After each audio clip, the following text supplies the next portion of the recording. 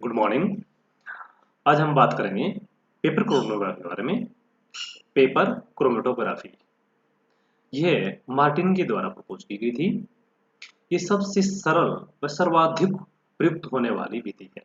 Chromatography में सबसे ज्यादा जो यूज होता है वो पेपर क्रोमेटोग्राफी का ही होता है।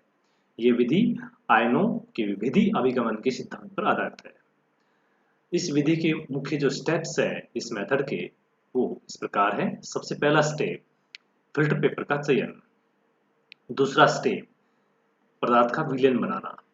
और नंबर 3 नमूने को पेपर पर लागू करना। नंबर 4 केस में विलायक का चुनाव करना यानी क्रोमेटोग्राम का विकास करना। और नंबर 5 पदार्थ की स्थिति को ज्ञात करना। तो अब नंबर 1 फर्स्ट स्टेप की हम बात करें तो सबसे पहले हम फिल्टर पेपर का चयन। इस विधि में सर्वप्रथम उपयुक्त फिल्टर पेपर का चुनाव किया जाता है, सिलेक्शन किया जाता है। सामान्यतः वाटरमैन फिल्टर पेपर जो 1 से 3 सेंटीमीटर चौड़ा 15 से 30 सेंटीमीटर लंबी पट्टी के रूप में होता है वो यूज किया जाता है। नंबर 2 पदार्थ का विलयन बनाना, preparation of solution of substance. ये क्रोमेटोग्राफी का सर्वाधिक महत्वपूर्ण स्टेप है।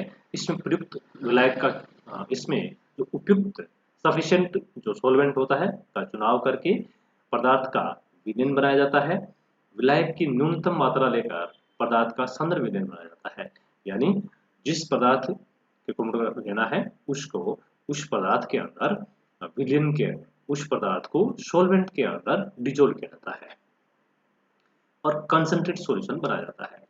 नंबर 3 अब जो सॉल्यूशन बना लिया उसको फिल्टर पेपर पर लागू कैसे करते हैं हम। तो application of sample to the paper.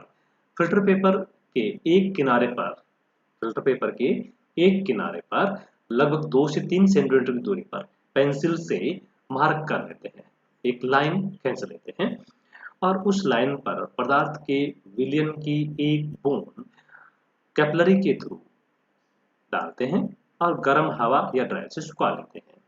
दोबारा देखें इसको हम बात को कि फिल्टर पेपर के एक किनारे पर 2 से 3 सेंटीमीटर की दूरी पर एक पेंसिल से लाइन ड्रॉ करते हैं और उस लाइन पर पदार्थ के विलयन की एक ड्रॉप एक बूंद कैपिलरी के थ्रू डालते हैं और गर्म हवा या ड्राई से सुखा लेते हैं, ड्राई करते हैं उसे।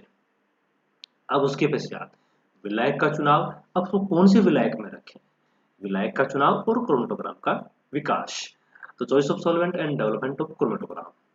इसके बाद उपयुक्त विलायक का चुनाव करके यानी किसके अंदर फ्लो करेगा हमें बार बार देखना पड़ेगा। कोई क्या पहले प्री डिसाइड कुछ भी नहीं होता है कि कौन से के अंदर ज्यादा फ्लो करेगा। हमें अलग अलग सॉल्वेंट का एक सिंगल सॉल्वेंट दूसरा सॉल्वेंट फिर उनका मिक्स के में उसका रेशियो अलग अलग बराबर रेशियो है या उनका जैसे 9:1, 8:2, 7:3, 6:4, 5:4 और 4:6, 3:7, 2:8, 1:9। इस तरह से हम इनका डिफरेंट रेशियो बनाकर और उसके अंदर फ्लो देखते हैं कि किसके अंदर ये अधिकतम फ्लो करता है, उसको उस सॉल्वेंट को या उन दो या दो से ज्यादा सॉल्वेंट के मिक्सर को यूज किया जाता है। इसके बाद तो हम उपयुक्त विलायक का चुनाव करके उसमें उस फिल्टर पेपर की पट्टी को विलायक में इस प्रकार से रखते हैं कि सॉल्वेंट का जो लेवल है जिसमें हम रख रहे हैं उसका लेवल और पट्टी पे जो मार्क किया गया हमने जो लाइन मार्क की जिसपे हमने उस सब्सटेंस की अमाउंट को ड्रॉप के थ्रू पुट अप किया था उसका लेवल अपर रहना चाहिए, तो सॉल्वेंट का लेवल नीचे रहना चाहिए। यानी उस फिल्टर पेपर की पट्टी के विलायक में इस प्रकार से रखते हैं कि फिल्टर पेपर की लाइन पर लगा सैंपल विलायक के लेवल से ऊपर रहे। यानी यहाँ पे यदि सॉल्वेंट का लेवल है तो हमने जो मार्क किया है वो अपर साइड में रहे, ऊपर की ओर रहे। विलायक के साथ मिश्रण के अवयव विभिन्न वेग से गति करते हुए पृथक होते जाते हैं और क्रोमेटोग्राम डेवलप होता जाता है। कुछ समय पश्चात फिल्टर पेपर की पट्टी को बाहर निकाल लेते हैं और जहां तक विलायक मूव किया है चढ़ा है वहां पेंसिल से निशान करके हेयर ड्रायर से सुखा देते हैं। अब जहां तक एक तो इसने विलायक ने कहां तक मूव किया है और एक उसने सब्सटेंस ने कहां तक मूव किया है, अब उन दोनों का रेशियो निकाल लेते हैं यानी RF फैक्टर जिसको कहते हैं। तो RF वैल्यू इक्वल पदार्थ द्वारा तय की गई दूरी रेशियो शुद्ध विलायक द्वारा तय की गई दूरी, यानी पदार्थ द्वारा तय की गई दूरी और शुद्ध विलायक के द्वारा तय की गई दूरी का रेशियो होता है RF वैल्यू। और RF वैल्यू के आधार पे हम सब्सटेंस की पहचान करते हैं। क्रोमेटोग्राम को दो विधियों से विकसित किया जा सकता है। एक तो है असेंडिंग क्रोमेटोग्राफी और एक है डिसेंडिंग क्रोमेटोग्राफी। असेंडिंग क्रोमेटोग्राफी यानी ऊपर की ओर चढ़ना है, जो गुरुत्वाकर्षण बल की विपरीत दिशा में कार्य करती है, और डिसेंडिंग क्रोमेटोग्राफी ऊपर से नीचे की ओर करती है। तो 5 लास्ट स्टेप क्या है? पदार्थ की स्थिति को ज्ञात करना, to find the location of compound. अंत में इस क्रोमेटोग्राम में पदार्थ या मिश्रण के अवयवों की स्थिति को विभिन्न भौतिक व रासायनिक विधियों के द्वारा ज्ञात करके उनका RF वैल्यू ज्ञात कर लेते हैं और RF वैल्यू के आधार पर पदार्थ की पहचान कर ली जाती है।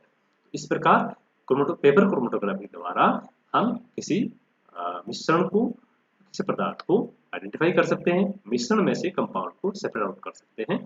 Thank you.